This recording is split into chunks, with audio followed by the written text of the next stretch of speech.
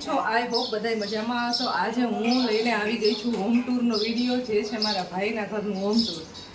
તો બધાને હું બતાવીશ આખે આખું એનું ઘર. ચાલો આ છે મેઇન ગેટેથી અંદર આવવાનું છે. દરવાજાને આપણે પહેલાં બંધ, અને આ છે મોટું એવું સરસ મજાનું વિશાળ ફળિયું. અહીંયા છે વોશિંગ એરિયા, અને અહીંયા ખાટલો રાખ્યો છે. તો અત્યારે ફળિયામાં અમે બહાર બેસે 5-6 વાગે, અને અત્યારે તો અમે ફળિયામાં ચેર ને બધું રાખી દઈએ છીએ, કારણ કે ડાયરેક્ટ શેરીમાં બહાર બેસવા માટે. અને ઘરમાં અવાજ એટલો આવે છે, ટીવી જોવે મારા ભાભી છે. તો આ છે મેઇન ડોરથી અંદર આવીને થી અંદર આવીને એકદમ છે મોટો એવો વિશાળ હોલ. અમારા ભાભી બેઠા છે, બા બેઠા છે. વિશાળ હોલ છે. અહીં આખું આપેલું છે ટીવી કોર્નર, અને અહીંયા છે સિટિંગ એરિયા, સોફા સેટિંગ રાખેલું છે. અને આ છે ડાઇનિંગ હોલ. ડાઇનિંગ હોલ છે, અહીંયા ડાઇનિંગ ટેબલ ને એવું બધું હોય, પણ સાથીને બિલકુલ પસંદ નથી. એટલે ડાઇનિંગ ટેબલ નથી રાખ્યું કે મને એ ભાઈ પણ ડંગોરો જરાય ગમતો નથી, નૈડા રાખી એમ કહે છે. અને એની સામે સ્પેસ આવી જાય છે. વોશ બેસિન, અહીંયા જમવા બેસી એટલે હેન્ડ વોશ માટે જોઈ. અહીંયા છે વોશ બેસિન, નાનો એવો કપબોર્ડ છે, આની અંદર ડેઈલી રૂટીન માટેનો સામાન બધું રાખે છે. અને આ છે ઉભા માટેની સીડી, અને અહીંયા સીડીની નીચે છે ને ફર્નિચર છે, તો એને એમાં એક્સ્ટ્રા સામાન બહુ બધું રહી જાય છે. અને આ બાજુ આવીને એટલે છે કિચનમાં તો બહુ મોટું એવું પહેલાં ફ્રીજ આવી જાય, અને આખી દિવાલ છે ને એ બધી દિવાલ આખી ફર્નિચરની છે. અને અમારા ખુશીબેન અહીં ખાવાનું કામ કરે છે, લાડવા બનાવ્યા. કિચન એ બહુ મોટું છે, પણ ફર્નિચર તો નાખ્યું ને એટલે નીચે સ્પેસ નથી. એમ આમાં જમવા બેસી શકાય એટલી સ્પેસ નથી, પણ રસોઈ બનાવવા માટે પરફેક્ટ છે. અને બાકી એટલો બધો અહીંયા એટલા બધા કપબોર્ડ છે, અને આ ફૂલ કપબોર્ડ છે, એટલે આખું છે ને આમાં સામાન ઘટે જ નહીં એટલો. અને આ બાજુ છે પાછળ બેક સાઈડમાં વોશિંગ એરિયા છે, અહીંયા વોશિંગ મશીન રાખેલું છે, અને આ બાજુ વોશિંગ એરિયા છે. તો કંઈ બી અહીંયા સામાન રાખો ને એક્સ્ટ્રા તો રહી જાય, એટલું બધું મોટો વોશિંગ એરિયા. કિચનમાંથી પાછા આપણે બહાર નીકળીને એની બાજુમાં જ છે રૂમની અંદર. આ બાજુ કપબોર્ડ છે, અને એક માળી આવી છે, તો અહીં છે. અહીંયા અટેચ વોશરૂમ છે, અને અમારે ત્રિષાબેનનો રૂમ છે, અહીંયા પઢાઈ કરે છે. ભણવામાં કંઈક ધ્યાન દેજો. ત્રિષાબેનનો રૂમ છે, જે બહુ જ અસ્તવ્યસ્ત છે. અમે કરી નાખ્યો છે.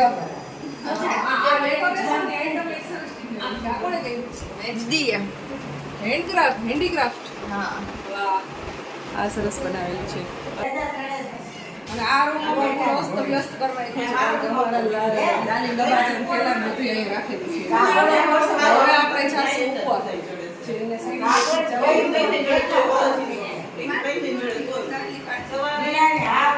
અત્યારે તો કોઈ ઉપર જાતું નથી, બધા નીચે જ હોય.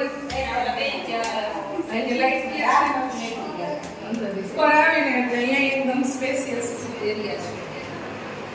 બસ અહીંયા બીજું કઈ રાખેલું નથી. અને પછી આ રૂમમાં આવીને તો આ એક્સ્ટ્રા રૂમ છે. આ એક્સ્ટ્રા રૂમ છે, અહીંયા સાવ ખાલી છે, સ્પેશિયલી છે ભગવાન માટેનું મંદિર. જો મારા ભાભી છે ને રોજ સેવા પૂજા કરતા હોય, અને ભગવાન પાસે જોઈને ગાયું બધું ગોઠવેલું છે.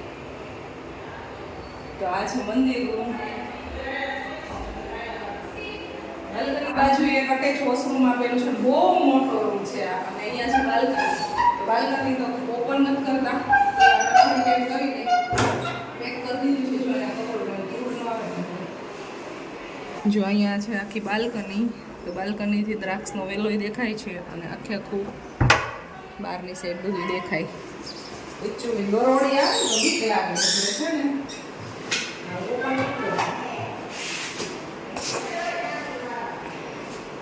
બાજુ છે અટેચ વોશરૂમ. તો આ રૂમ તો આખો ખાલી છે. હવે આપણે સાસુ એનું બેડરૂમ છે, એમાં બીજા આ બાજુ છે કપબોર્ડ, આખો અહીં કપબોર્ડ છે. આ બાજુ બેડ રાખેલો છે, અને ઓલી બાજુ છે અટેચ વોશરૂમ. અને આ બહુ મોટો સ્પેશિયસ રૂમ છે.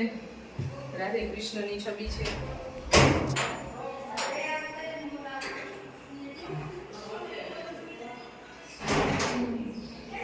અહીંયા એક આખો છે ને જે એક્સ્ટ્રા આપણે ગાદલા ગોદડા રાખવા માટેનો ખૂબ બહુ મોટી એવી સ્પેસ આપેલી છે. જનરલી છે ને અહીંયા બહારની સાઈડ એનો દરવાજો હોય, આમાં અહીંયા છે એટલે સ્પેસિયસ છે, જગ્યા એટલી બધી છે. ચાલો હવે જાશું નીચે આપણે.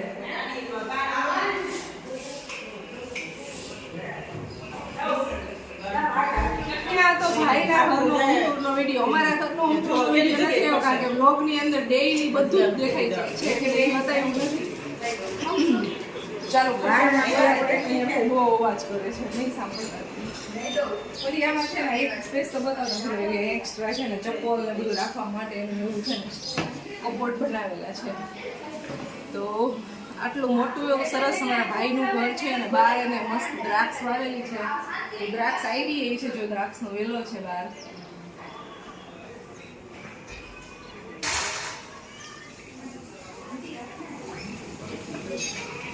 દ્રાક્ષની બાજુમાં છે આ કોયલવેલ, જેમાં આ બ્લુ કલરના ફૂલ લાગે અને આ શ્રીનાથજી ભગવાનને ચડાવવામાં આવે. મારા ભાભી ભગવાનની રોજ પૂજા કરે ને તો હમણાં કોયલવેલના બ્લુ કલરના ફૂલ હોય ને એ ભગવાનને ડેઈલી ચડાવે.